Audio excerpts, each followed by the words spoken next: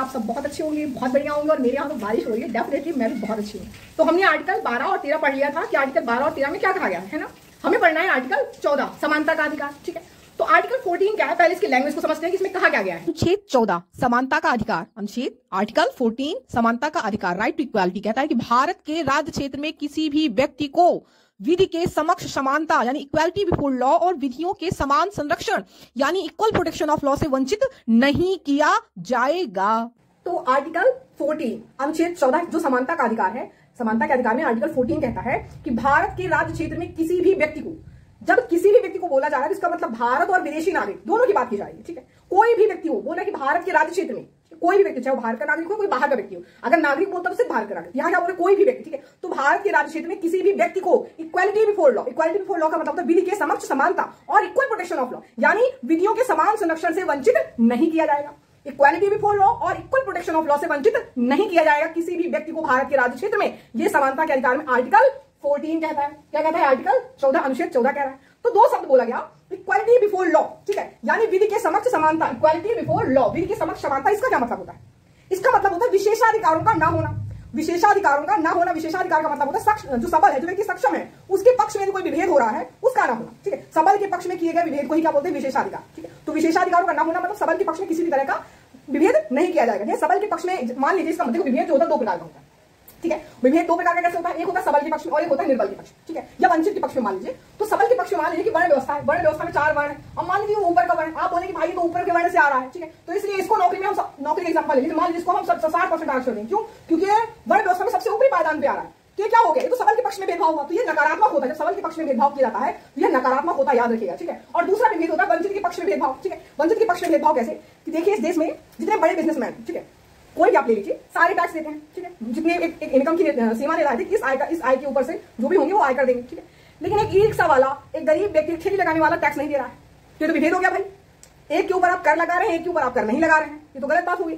तो यहाँ ये कहा गया कि ये गलत बात नहीं है, ये वंचित के पक्ष में विभेद किया जा रहा है और वंचित के पक्ष में किया गया विभेद सकारात्मक होगा। ठीक है, वंचित के पक्ष में भी जो विभेद होगा इसकी भी बात कही गई है कि यह भी युक्त होना चाहिए, ऐसा नहीं होना चाहिए कि भरमार होना चाहिए कि देश में 100% आरक्षण कर दिया जाएगा, नहीं, युक्त होना चाहिए। ठीक है, तो इक्वालिटी बिफोर लॉ यानी विधि के समक्ष समानता से वंचित नहीं किया जाएगा। अच्छा, नहीं किया जाएगा सब यहाँ पे आ रहा ना, तो क्या है अपने आप में एक नकारात्मक अवधारणा, और नकारात्मक अवधारणा तो है लेकिन गुड इंसेंस है, यानी किसी चीज की मनाही की जा रही है, यानी उसको न्याय पाने से, समान न्याय पाने से रोका नहीं जाएगा। ठीक है, तो पहली बात तो ये कि नकारात्मक अवधारणा है जो गुड इंसेंस है, किसी चीज के लिए मना किया जा रहा है। ठीक है, आपको सब लिखा हुआ मिलेगा, आप राइट डाउन नहीं करेंगे, सिर्फ समझेंगे अभी। ठीक है, दूसरी बात हमने क्या बोला, यहाँ इसका अर्थ होता है इक्वालिटी बिफोर लॉ का विशेषाधिकारों का ना होना। विशेषाधिकार का मतलब होता है सबल के पक्ष में जो विभेद किया जा रहा है वो नहीं होगा, और विभेद के हमने आपको 2 प्रकार बता दिए। एक और बात, ये जो अधिकार है यानी इक्वालिटी बिफोर लॉ, ये निकल कर कहां से आया, ये सिद्धांत आया कहां से।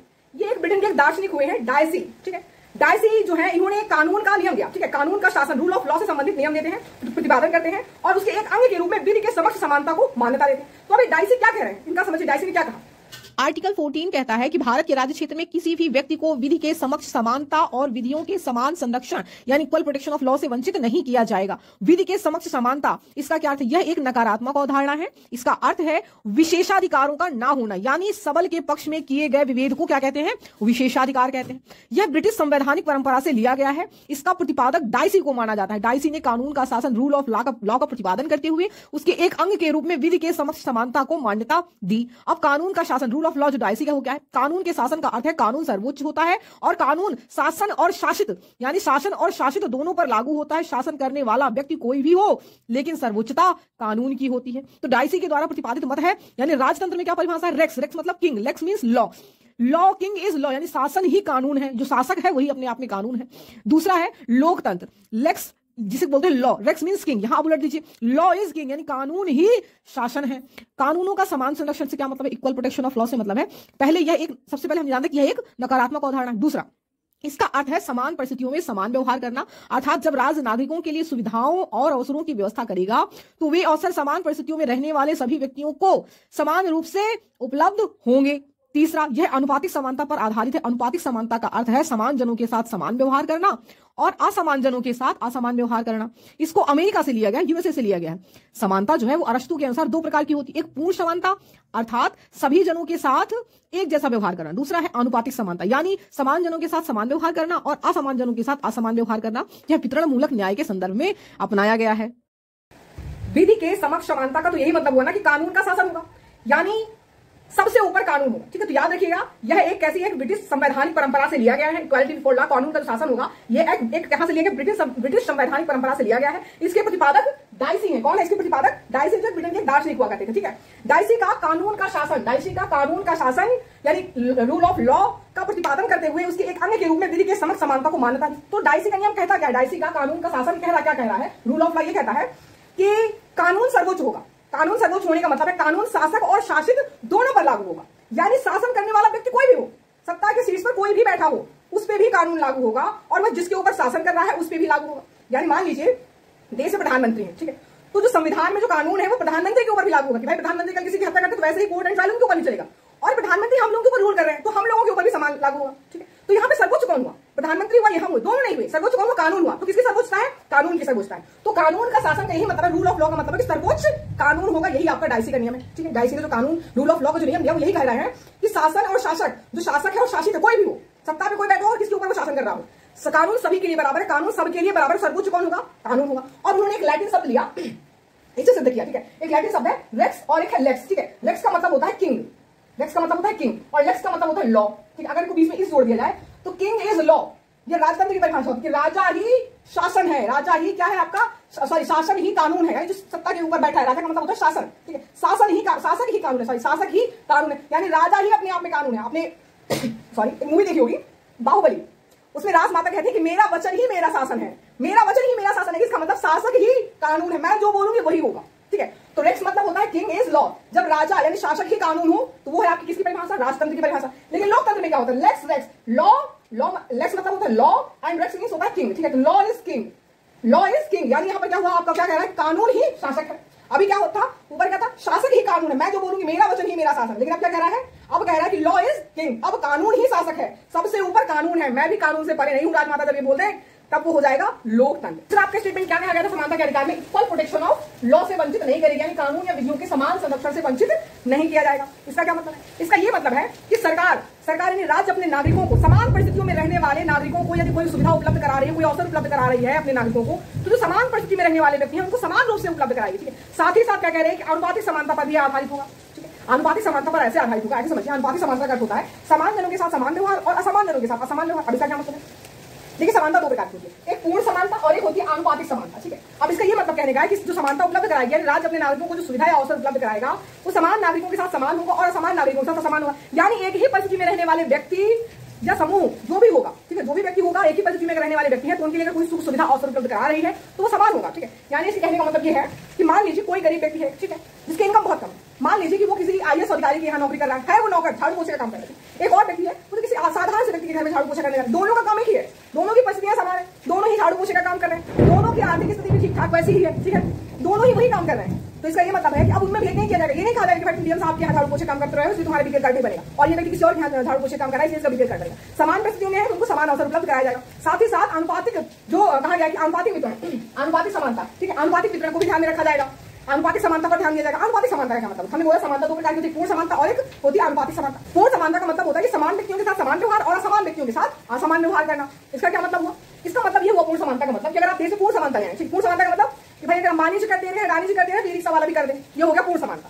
जो कर अंबानी जी दे रहे हैं अपने धन के अनुपात में, आप भी जितना कमाते हो अपने धन के अनुपात में आप भी कर दो, इनकम टैक्स आपके भी घर पे लगेगा, तो ये हो गया पूर्ण समानता। जो उसके साथ किया जा रहा है वही तुम्हारा, कोई फर्क नहीं पड़ता तुम्हारी स्थिति क्या है, तुम कौन हो, कहां से, कुछ फर्क नहीं पड़ता।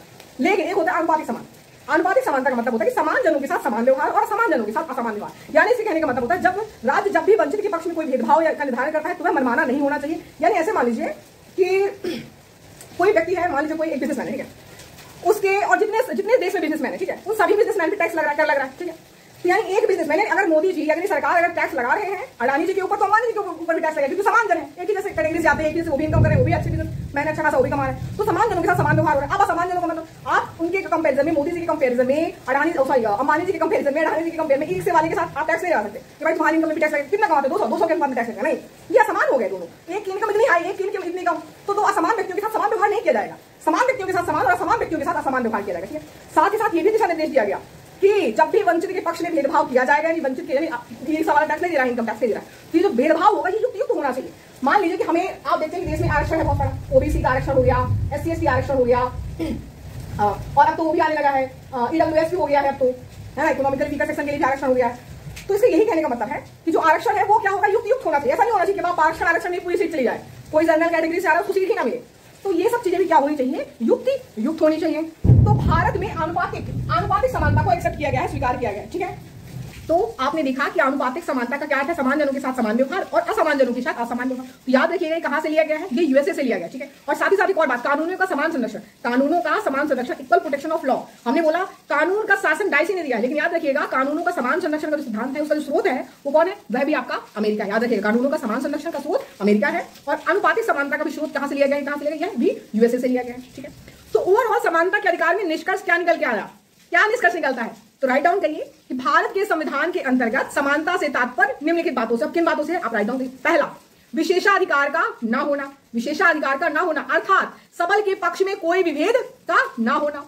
दूसरा, पहला विशेषाधिकार का ना होना यानी सबल के पक्ष में किसी भी तरह का विभेद नहीं किया जाएगा, ठीक है। दूसरी बात, वंचित के पक्ष में विभेद किया जा सकता है, ठीक है।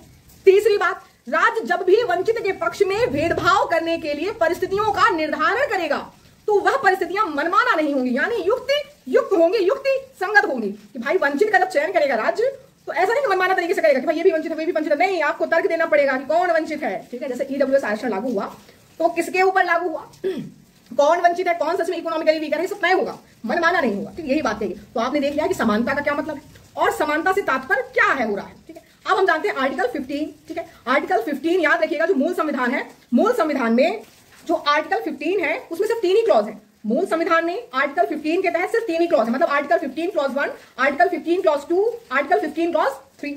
बाद में आर्टिकल 15 क्लॉज 4 और आर्टिकल 15 क्लॉज 5 को जोड़ा गया। अब इसमें बहुत ज्यादा कुछ समझने वाली चीज नहीं है, ठीक है। इसकी लैंग्वेज बहुत बढ़िया है, लेकिन कुछ समझने वाला जैसा नहीं कि अलग से कोई सिद्धांत आ रहा है इससे। इसकी लैंग्वेज है, आप इसकी लैंग्वेज को सुनिए और इसको राइट डाउन करिए, और मैं आपको उसी जो लैंग्वेज लिखी हुई है उसको समझाते चल रही हूं, ठीक है। आर्टिकल 15 अनुच्छेद 15 में आर्टिकल 15 में क्लॉज फर्स्ट कहता है कि राज्य अपने नागरिकों के बीच धर्म यानी रिलीजन, मूल वंश यानी रेस यानी नस्ल, जाति, लिंग या जन्म स्थान के आधार पर भेदभाव नहीं करेगा, ठीक है। ये आपका कहता है आर्टिकल 15 क्लॉज फर्स्ट। इसे के आगे आर्टिकल 15 क्लॉज 2 शुरू होता है, वो क्या कहता है, और इन आधारों पर, इसके आगे देखिए, और इन आधारों पर, ये क्या है, यहां से आर्टिकल 15 क्लॉज 2 शुरू होता है, और इन आधारों पर, कौन इन आधारों पर, धर्म, मूल वंश, जाति, लिंग या जन्म स्थान, इन आधारों पर किसी भी नागरिक को सार्वजनिक स्थल, कौन से सार्वजनिक स्थल, जैसे सड़कें, कुएं, तालाब, स्नानाघाट, सार्वजनिक भोजनालय आदि के प्रयोग से नहीं रोका जाएगा। फिर आपका आर्टिकल 15 क्लॉज 3 शुरू होता है, वो कहता है लेकिन इसके 5 अपवाद हैं। पहला अपवाद कौन है, महिलाएं और बच्चे, ठीक है। मतलब इनके लिए क्या किया जाएगा, इनके लिए विशेष प्रावधान किया जा सकता है, ठीक है। जहां आर्टिकल 15 क्लॉज 1 और 2 कहता है कि किसी भी तरह का भेदभाव नहीं किया जाएगा लिंग के आधार पर, लेकिन हम देख रहे हैं यहाँ पे महिलाओं और बच्चों के लिए सरकार भेदभाव कर सकती है, यानी विशेष प्रावधान कर सकती है, ठीक है। जैसे आप दिल्ली मेट्रो में देखते हैं तो जो पहले की आगे की सीट होती है क्या है, वुमेन्स, जो पहले की आगे की जो बोगी है क्या है, वो महिलाओं के लिए सुरक्षित है, ठीक है। जैसे आप पार्क में जाते हैं तो पार्क में आप देखते होंगे एक चिल्ड्रन का अलग से बना होता है, ठीक है, वहां बच्चे खेलेंगे, तो भेदभाव हो रहा है, लेकिन यह भेदभाव सकारात्मक है, ठीक है। यह भेदभाव कैसा है, सकारात्मक है। तो आर्टिकल 15 क्लॉज 3 जो है वो इनके अपवादों की बात करता है कि वो अपवाद कौन कौन से हो सकते हैं जिनके साथ भेदभाव किया जा सकता है, जिनके साथ का भेदभाव का मतलब होता है उनके पक्ष में कैसा, सकारात्मक भेदभाव, ठीक है। तो इनके अपवाद 5 कौन कौन से हैं, महिलाएं, बच्चे, लास्ट में क्या है, SC, ST और पिछड़ा वर्ग। तो याद रखिएगा जो महिलाएं और जो बच्चे हैं ये आर्टिकल 15 क्लॉज 3 में पहले से था, लेकिन बाद में SC, ST और जो अन्य पिछड़ा वर्ग है इसको बाद में 1951 में जो है वो फर्स्ट कॉन्स्टिट्यूशन अमेंडमेंट किया गया था। पहला अमेंडमेंट कॉन्स्टिट्यूशन में 1951 में किया गया था और इसके तहत आर्टिकल 15 क्लॉज 4 जोड़ा गया था, ठीक है। इसी के तहत जोड़ा गया, प्रावधान किया गया कि SC, ST, OBC और सामाजिक शैक्षिक दृष्टि से पिछड़े वर्गों के लिए राज्य विशेष प्रावधान कर सकती है, ठीक है। तो 15 क्लॉज 4 जोड़ा गया 1951 में कॉन्स्टिट्यूशन में फर्स्ट अमेंडमेंट करके, उसी के तहत ये 5 हो जाते हैं। पहले 2 थे, महिलाएं और बच्चे थे, बाद में 15 क्लॉज 4 ऐड हुआ, 1951 में फर्स्ट अमेंडमेंट हुआ और फिर हो गया है SC, ST, पिछड़ा वर्ग, 5 हो गए हैं, ठीक है। 2005 में 2015 में 93वां संविधान संशोधन होता है, 93 कॉन्स्टिट्यूशन अमेंडमेंट होता है और इसमें जोड़ा जाता है आर्टिकल 15 क्लॉज 5। आर्टिकल 15 क्लॉज 5 क्या कहता है, इसके द्वारा यह प्रावधान किया गया कि राज्य सामाजिक और शैक्षिक दृष्टि से पिछड़े वर्गों के लिए शिक्षा संस्थानों में नामांकन में आरक्षण जैसे विशेष प्रावधान कर सकता है। यह निजी और सार्वजनिक सभी शिक्षण संस्थानों के लिए किया जा सकता है। इसका एकमात्र अपवाद अल्पसंख्यक शिक्षा संस्थान होगी। तो आर्टिकल 15 क्लॉज 5 किससे संबंधित है, शिक्षण संस्थानों में नामांकन से संबंध रखता है, ठीक है। याद रखिएगा ये जो आगे हमने लिखा है ना कि भारत में आरक्षण, तो याद रखिएगा आरक्षण 3 प्रकार से होता है, एक राजनीतिक होता है, एक सेवाओं में होता है यानी सर्विस, नौकरी के क्षेत्र में हो गया, सर्विस मान ली, सेवाएं मान लिया गई, ठीक है। नौकरी थोड़ा कम सुटेबल लगता है। तो पहला तो आरक्षण जैसे राजनीतिक संस्थानों में हो गया यानी राजनीतिक क्षेत्र में हो गया, दूसरा आरक्षण होता है सेवा क्षेत्र में और तीसरा होता है शिक्षण संस्थान में, ठीक है। तो आर्टिकल 15 क्लॉज 5 का संबंध किससे है, तीसरे वाले से है, शिक्षण संस्थानों में नामांकन से है, ठीक है। फिर आगे देखिए, संसद ने इसके आधार पर केंद्रीय उच्च शिक्षा संस्थान, ठीक है, नामांकन में आरक्षण, ठीक है, इसको ब्रैकेट में कर लीजिएगा। संसद ने इसके आधार पर केंद्रीय उच्च शिक्षा संस्थान, पुस्तक में कर लीजिएगा, नामांकन में आरक्षण, ठीक है, अधिनियम 2006 पारित किया। इसके द्वारा पिछड़े वर्गों के लिए केंद्र सरकार के उच्च शिक्षा संस्थानों में सामाजिक और शैक्षिक दृष्टि से पिछड़े वर्गों के लिए नामांकन में आरक्षण को लागू किया गया। अब ये बनके लागू हो जाता है। फिर इसके बाद क्या होता है, इसको चुनौती दी जाती है, ठीक है। तो अशोक कुमार ठाकुर केस जो 2000 कब आया, 2008 में 93 जो कॉन्स्टिट्यूशन अमेंडमेंट हुआ था, अनुच्छेद 15 क्लॉज 5 जो जोड़ा गया था शिक्षण संस्थानों में, जो आपका आरक्षण से संबंधित मुद्दा था, ठीक है। तो इसको 15 क्लॉज 5 को और संसद के कानून को सर्वोच्च न्यायालय में चुनौती दी गई और न्यायालय ने क्या किया, इसको वैध ठहराया। अब इसके बाद आपका जुड़ता है आर्टिकल 15 क्लॉज 6। अब ये देखिए कैसे जुड़ता है, क्या होता है, 2019 में 103वां संविधान संशोधन होता है, ठीक है। इसके द्वारा भारत के संविधान में आर्टिकल 15 क्लॉज 6 जोड़ा गया। इसके द्वारा आर्थिक रूप से कमजोर वर्गों यानी इकोनॉमिकली वीकर सेक्शन EWS के लिए शिक्षा संस्थान में नामांकन में आरक्षण का प्रावधान किया गया। तो याद रखिएगा, ये शिक्षण संस्थानों में नामांकन के लिए आरक्षण का प्रावधान है, यानी यहां नौकरी का दावा नहीं है। मतलब आप मान लीजिए किसी इंजीनियरिंग कॉलेज या मेडिकल कॉलेज में आपको एडमिशन मिल रहा होता है, ठीक है, रिजर्वेशन के तौर पे, लेकिन उस मेडिकल कॉलेज से आप मेडिकल की डिग्री लेकर जब निकल रहे हैं, इंजीनियरिंग की डिग्री लेकर निकल रहे हैं, तो आप ये दावा नहीं कर सकते कि मुझे नौकरी चाहिए, ठीक है। आप नौकरी के लिए भी दावा नहीं कर सकते, ये नौकरी का आरक्षण नहीं है, ये शिक्षण संस्थानों में प्रवेश का आरक्षण है, ठीक है, शिक्षण संस्थानों में नामांकन का आरक्षण है। तो आपने देखा कि मूल संविधान में जो आर्टिकल 15 है उसमें 3 क्लॉज थे, बाद में 15 क्लॉज 4, 15 क्लॉज 5 और 15 क्लॉज 6। 15 क्लॉज 6 ये 3 आर्टिकल बाद में जोड़े जाते हैं। 15 क्लॉज 6 तो आप जानते हैं 103 जो कॉन्स्टिट्यूशन अमेंडमेंट हुआ था 2019 में, अभी इकोनॉमिकली वीकर सेक्शन को जोड़ा गया, ठीक है। तो ये आपका था आर्टिकल 15, ठीक है। अब आप आर्टिकल 16 को समझिए कि आर्टिकल 16 में क्या है। जो आर्टिकल 16 है, याद रखिएगा, जो आर्टिकल 16 है, तो मूल संविधान में आर्टिकल 16 में 5 क्लॉज थे, ठीक है, यानी article 16 clause 1, article 16 clause 2, article 16 clause 3, article 16 clause 4, article 16 clause 5, ठीक है। बाद में इसमें भी अमेंडमेंट होता है। अब ये देखिए क्या है, आर्टिकल 16 क्लॉज फर्स्ट क्या कहता है, अनुच्छेद 16 क्लॉज 1 क्या कह रहा है आपका, ये कहता है कि राज्य के अधीन नियोजन में नागरिकों के बीच अवसर की समानता होगी। एम्प्लॉयमेंट में यानी नौकरी में सबके जो नागरिक हैं देश के, उनके बीच अवसर की समानता होगी, यानी सभी को समान रूप से अवसर उपलब्ध कराए जाएंगे, किसी भी तरह का भेदभाव नहीं किया जाएगा। तो वही कह रहा है आर्टिकल 16 क्लॉज 1 कह रहा है कि राज्य के अधीन नियोजन में अवसर की समानता होगी। दूसरा आर्टिकल 16 क्लॉज 2 क्या कह रहा है, आर्टिकल 16 क्लॉज 2 कह रहा है कि राज्य के अधीन नियोजन में नागरिकों के बीच धर्म, मूल वंश, यही मतलब नस्ल, जाति, लिंग, उत्पत्ति, जन्म स्थान और निवास के आधार पर भेदभाव नहीं होगा। तो हम देख रहे हैं कि आर्टिकल 16 क्लॉज फर्स्ट और 16 क्लॉज 2 ये किसकी बात कर रहा है, ये दोनों अवसर की समानता की बात कर रहे हैं, ठीक है, और कह रहे हैं कि किसी भी तरह का भेदभाव नहीं किया जाएगा, सभी को राज्य के अधीन नियोजन में समान अवसर उपलब्ध कराए जाएंगे। आर्टिकल 16 क्लॉज फर्स्ट और 2 दोनों मिलकर कह रहे हैं, यही बात है ना। अब हम देखते हैं कि 16 क्लॉज 3 और 4 और 5 फिर क्या कह रहे हैं। तो आर्टिकल 16 क्लॉज 3 कहता है कि संसद कानून बनाकर निवास को किसी क्षेत्र में रोजगार पाने की शर्त बना सकती है। अब देखिए, अभी 16 क्लॉज फर्स्ट और सेकंड कह रहा है कि राज्य किसी भी तरह का भेदभाव नहीं करेगा, ना लिंग, न जाति, न स्थान, न जन्म स्थान के आधार पर, और अब कह रहा है 16 क्लॉज 3 में कि संसद कानून बनाकर निवास को किसी क्षेत्र में रोजगार पाने की शर्त बना सकता है। आप देखते हैं जैसे मान लीजिए कि यूपी में कोई वैकेंसी निकलती है तो बोलते हैं यूपी के ही यूथ भर सकते हैं, एमपी में कोई निकल रहा तो एमपी की यूथ भर सकते हैं। तो अभी क्या हो रहा है, पहले तो आर्टिकल 16 क्लॉज फर्स्ट और 16 क्लॉज 2 कहता है कि किसी भी तरह का भेदभाव नहीं होगा जन्म स्थान, लिंग, नस्ल इत्यादि के आधार पर। अब वो कह रहा है कि निवास स्थान को क्या बनाया जा सकता है, निवास स्थान को रोजगार पाने की शर्त बनाया जा सकता है संसद द्वारा कानून बनाकर, ठीक है। ये कौन कह रहा है, 16 क्लॉज 3। फिर वही 16 क्लॉज, ये अपवाद है इसके, आर्टिकल 16 क्लॉज फर्स्ट और 2 के अपवाद है, 3 आर्टिकल लगातार जो आ रहे हैं, 16 क्लॉज 3, 16 क्लॉज 4 और 16 क्लॉज 5, ठीक है। तो आर्टिकल 16 क्लॉज 3 कह रहा है कि निवास स्थान किसी भी क्षेत्र में रोजगार पाने की क्या हो सकती है, शर्त हो सकती है, कानून बना सकता है संसद। दूसरा कह रहा है आर्टिकल 16 क्लॉज 4 क्या कह रहा है, ये कह रहा है कि नागरिकों के किसी पिछड़े वर्ग के लिए यानी बैकवर्ड क्लास के लिए राज्य क्या करेगा, राज्य के अधीन नियोजन में विशेष प्रावधान जैसे आरक्षण किया जा सकता है, ठीक है। यानी आर्टिकल 16 क्लॉज 3 निवास से संबंधित अपवाद है, याद रखिएगा, आर्टिकल 16 क्लॉज 3 निवास से संबंधित अपवाद है, आर्टिकल 16 क्लॉज 4 पिछड़ा वर्ग से संबंधित अपवाद है, ठीक है। अब देखते हैं आर्टिकल 16 क्लॉज 5 क्या कह रहा है। आर्टिकल 16 क्लॉज 5 कह रहा है कि धार्मिक संस्थान से संबंधित पद और उस धर्म विशेष के अनुयायियों के लिए आरक्षित किए जा सकते हैं। धार्मिक संस्थान या धार्मिक संस्था में संबंधित पद उस धर्म विशेष के अनुयायियों के लिए आरक्षित किए जा सकते हैं, यानी ये धार्मिक स्थल का अपवाद हो गया, ठीक है। यानी मान लीजिए कि अगर कोई मंदिर है तो मंदिर में पुजारी हिंदू होगा, मस्जिद है, मस्जिद में जो मौलवी साहब होंगे वो मुस्लिम होंगे, कह रहा है कि ये आरक्षित किया जा सकता है कि भाई हिंदू के मंदिर में हिंदू ही क्या होगा, उसका जो प्रमुख होगा वो हो सकता है, ठीक है। तो यहाँ पे उसके पद को संरक्षित कर दिया गया, आरक्षित कर दिया गया, ठीक है। और एग्जांपल ले लीजिए, जैसे हिंदुओं का जो कार्यक्रम होता है तो ऐसा मान लिया जाता है कि भाई जो सिक्योरिटी गार्ड होती है, जो पुलिस होती है, तो वहां पर क्या किया जाता है कि हिंदू लोगों को ही अपॉइंट किया जाता है कि भाई उज्जैन है, उज्जैन में हिंदू ऑफिसर्स को ही अपॉइंट किया जाएगा, ठीक है। ये इस तरह का भेदभाव किया जा सकता है धार्मिक स्थानों में पद से संबंधित, ठीक है। तो ये आपका हुआ आर्टिकल 15, आर्टिकल 16। अब आगे हम जानेंगे आर्टिकल 16 जो है, इसमें जो अपवाद है, जो बोला गया ना कि पिछड़ा वर्ग आरक्षण, इनका जो प्रावधान किया गया है, अब ये कैसा है, अब इसको हम देखेंगे, ठीक है। आगे आरक्षण से संबंधित मुद्दे अब आगे देखेंगे। तो ये था आपका आर्टिकल 14, 15 एंड 16, ठीक है।